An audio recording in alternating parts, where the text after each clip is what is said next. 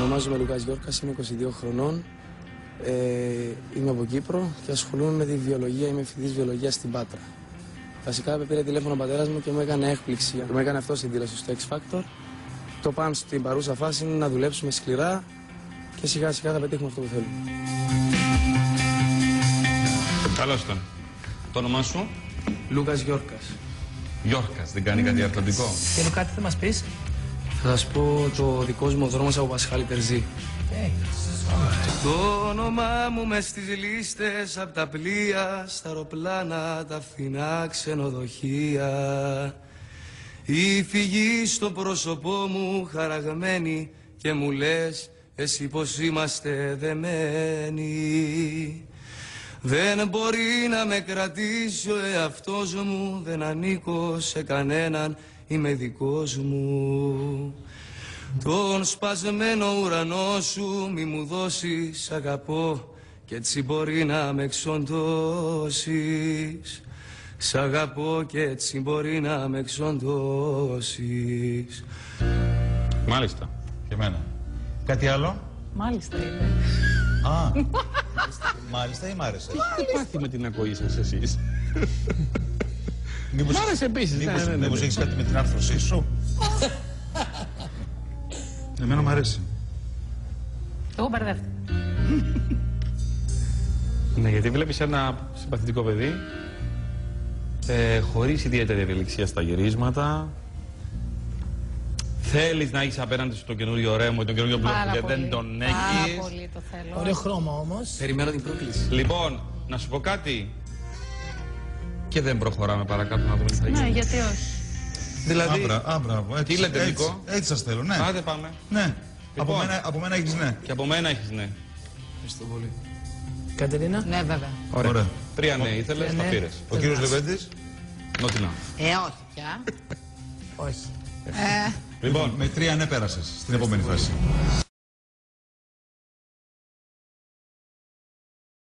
Λουκάς.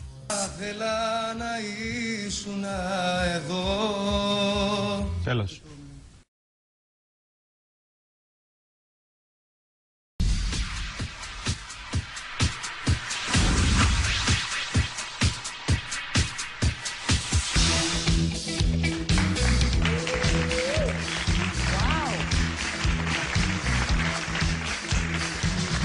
Γεια σας. Πω.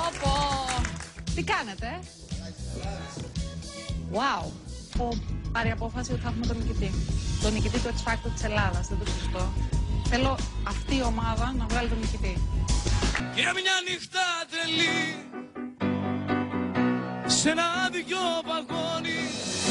Σκέφτομαι ότι θα έρχονται τα κοριτσάκια, διότι γράφεις εξαιρετικά και δεν θα τους ρίχνεις βλέφα. Αυτό θα το κάνω σίγουρα.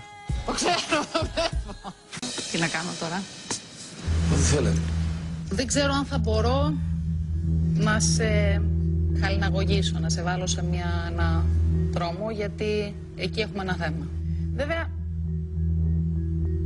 δεν έχουμε παρά να περιμένουμε να το δούμε. Γιατί στην επόμενη φάση θα χρειαστεί να το δούμε. Ευχαριστώ.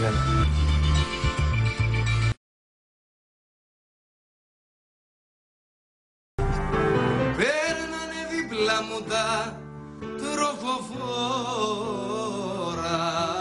και εσύ μου λες μας περιμένει ώρα και με τραβάς σε καμπαρέ υγρό. Ήρθε η στιγμή. Μεγάλη, Βρίσκω μια πολύ ιδιαίτερη φωνή. Πάρα πολύ ιδιαίτερη. Είναι αυτό το οποίο σε όλες τις εντυσιών καμιά φορά έκλεινα τα μάτια μου και έλεγα αν άκουγα αυτόν τον άνθρωπο να τραγουδάει, αυτή την κοπέλα, αυτό το αγόρι να τραγουδάει στο ραδιόφωνο, θα καταλάβαινα αμέσως ότι τραγουδούσε εσύ. Δείχνεις κλειστός και απόμακρος.